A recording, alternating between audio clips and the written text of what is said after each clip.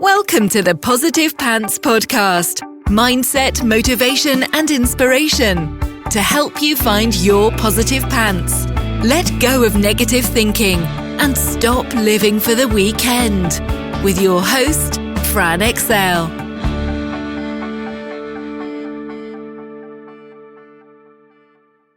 So welcome to the show. As always, it's Fran Excel Mindset Coach, helping you find your very own pair of positive pants so you can get out of your own way and live a life that you love.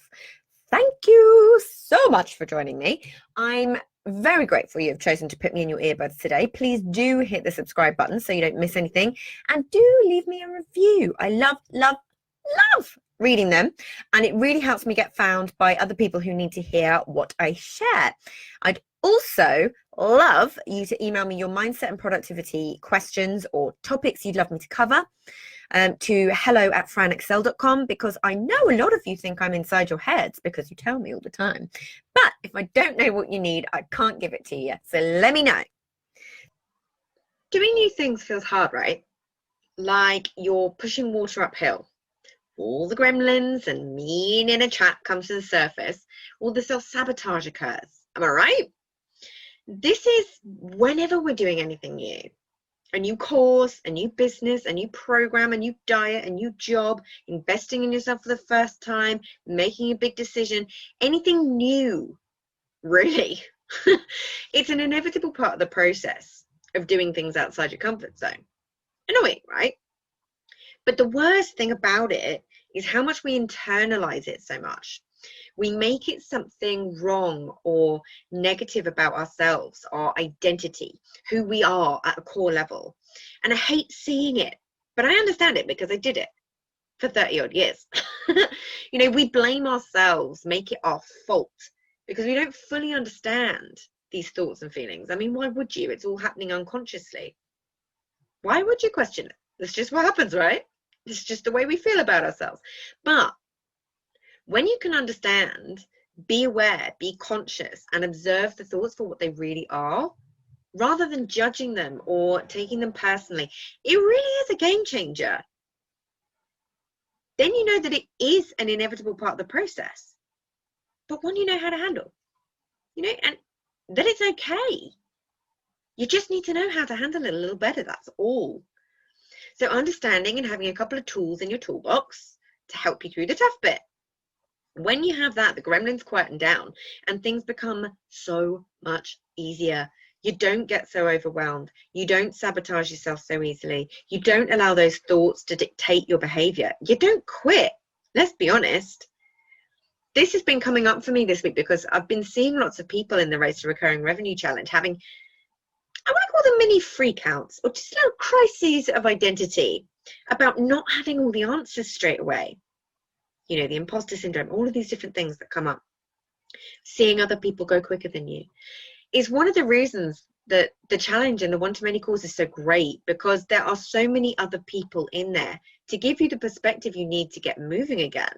But for as many people who were wearing their honesty pants and asking for help and getting tons of support, I know there were others who won't have.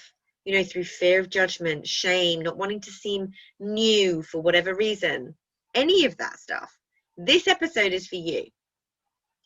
I want to change the way that you see these situations so it's easier for you next time. You don't have to sit back and feel not good enough, ever. You don't need to feel like you can't ask for help, ever. You don't need to feel like the best option is to give up when you don't have all the answers straight away, ever. So, my intention is to give you a little reframe and make you feel like you're not so alone in these thoughts and feelings. So hopefully you can see a way forward. I'm going to talk you through some of the most common things that I see when people are feeling new or out of their depth in some way. So hopefully you'll know that you aren't crazy and you aren't alone. This is something I see with my clients time and time and time again. It's what I see in everywhere. In internet land, it's everywhere. So one of the first and one of the biggest is comparing yourself to other people. The comparison trap is a pain in the butt. Why do we do it to ourselves? We can be brand new at something and expect ourselves to be an expert straight away. And when you look at it like that, it is bonkers, right? It triggers us to see other people who we perceive to be further along or better than we are. It makes us want to retreat into our shells.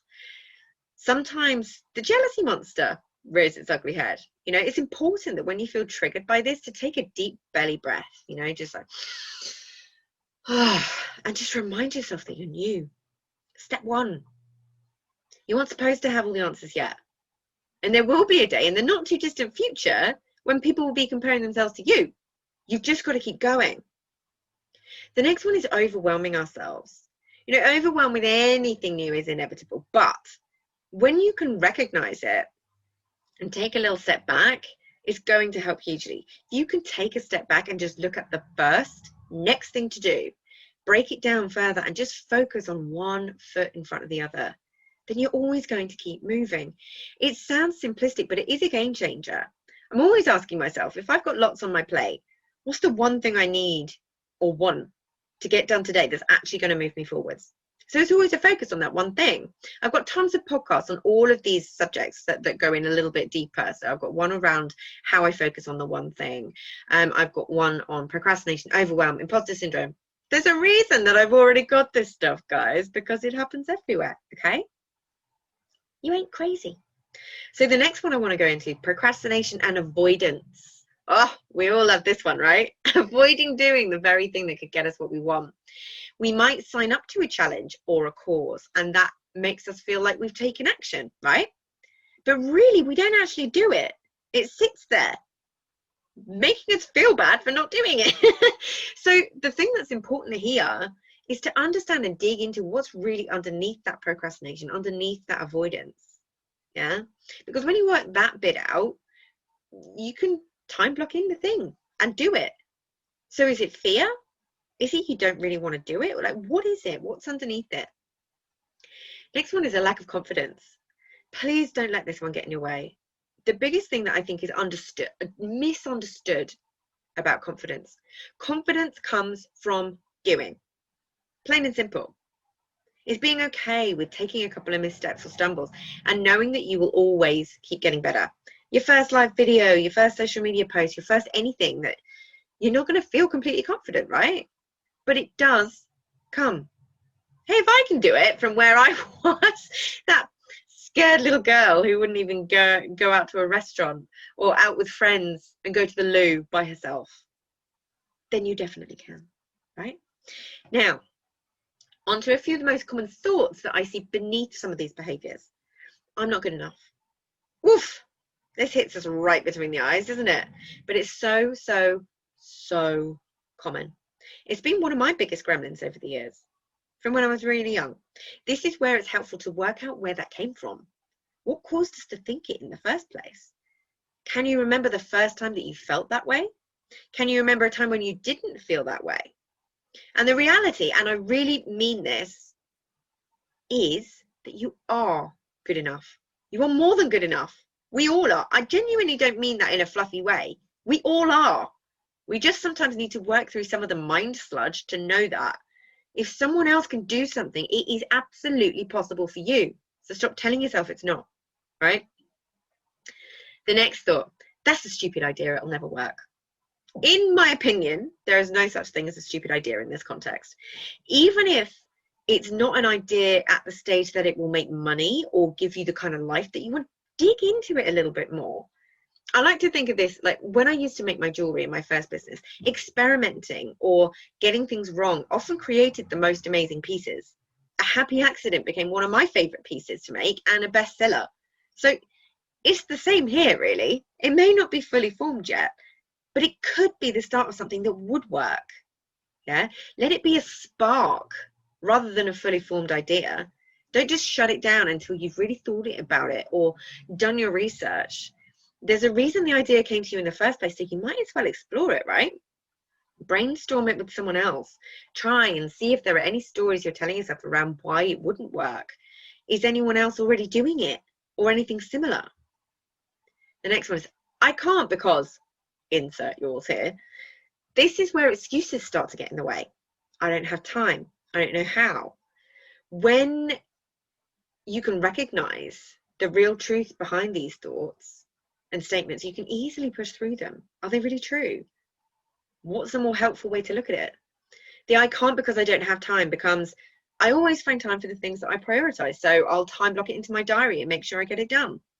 The I can't because I don't know how becomes, everyone starts somewhere and I will work out how, and I will ask for help if I need it. Yeah. If all of this is playing out underneath, it makes total sense why you feel overwhelmed and why you aren't taking action, right? But the reality is we all go through the same process with anything new. The only difference is how long we spend in each of the inevitable steps. So the next thing to remember is your ego will always try to keep you safe, whatever your version of safe is. That's determined by numerous factors, including your relationship to your primary caregivers and siblings growing up, traumas you've experienced, big and little, what you've modeled from where, when, and how you grew up, and who you grew up with. So there's things to unpick, absolutely. But it's not who you are at a core level. None of this is. You can change it. I've talked about this next part on the podcast before, but I think it's fundamental to helping you get through the icky sticky pieces of doing new stuff, because it always feels scary, right? So here we go with the 4 stages of learning. You start with glorious, unconscious incompetence, blissful ignorance. You are unconsciously aware of all the stuff you don't know. So this is the part where you're all bright-eyed and bushy-tailed about the possibilities. So when you first join a challenge or a course, for example, and you're all hyped up and excited, that is unconscious incompetence. You very quickly get catapulted into conscious incompetence. Oof. This is where everything I've talked about so far in this episode comes to the surface.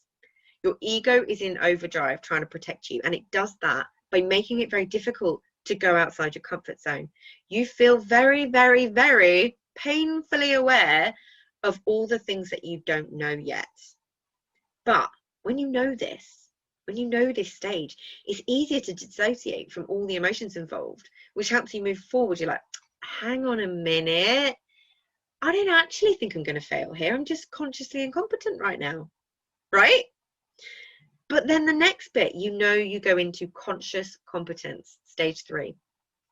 This is where you're on a little bit of a roll now, and it's still slightly uncomfortable because it's not habitual yet. Still kind of new, still feeling it out, still testing, tweaking.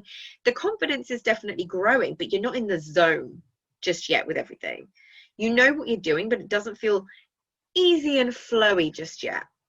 But knowing that the next stage is unconscious competence, but you don't even need to think about it anymore. Now you're off to the races. You know what you're doing. You know how to repeat it. You know how to teach it to other people. You know how to troubleshoot. You just know your stuff. Ease, flow, the zone, right? So these 4 stages are inevitable as long as you keep going. How long you spend in each stage is individual, but you will go through each stage. But it's making sure that when you're in stage 2, when you are consciously incompetent, it's knowing how to push through. The bottom line here is the best thing to do is just keep going. Have support around you.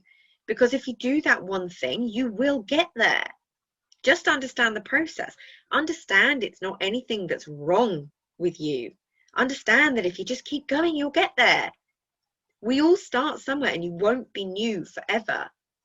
So for everyone who's been taking part in the Race to Recurring Revenue Challenge, I really hope you've been having fun. It's been so buzzy. But just a reminder that the masterclass is tonight at 8 p.m. GMT, 19th of October, if you're listening to this in the future. If you're registered, you'll get the replay for another week. So make sure you're in there.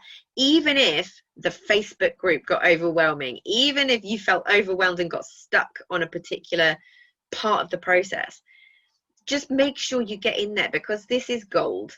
It really is pure gold. Even if you do nothing with it now, having this knowledge is gold. So I'll link it up in the show notes and on Instagram as well, as usual, at I'm Fran Excel. And if you're on my email list, you'll get early access to my bonuses. Ooh, exciting for enrolling in One to Many through me. So keep your eyeballs out, because it's a crazily cost-effective way to work with me too at the same time. So if you've been thinking about that, then I would absolutely suggest checking out one-to-many and making sure that you are on my email list. So drop me a DM if you're not, and we can sort that out. And as always, I hope that was helpful. So any questions, just let me know. And as always, I will see you next week. Bye. So if you got value from this and you know in your gut that now is the time to step up and start rewiring your thinking and changing things for yourself, then book in a free discovery call so we can work out what needs to happen to get you from where you're at right now to the action-taking success you know you can be. And if you want my eyes and ears on your problems, I work with people one-on-one and through my Proactive Pants Mastermind. So stop waiting for if and when and decide to change things now, because you can.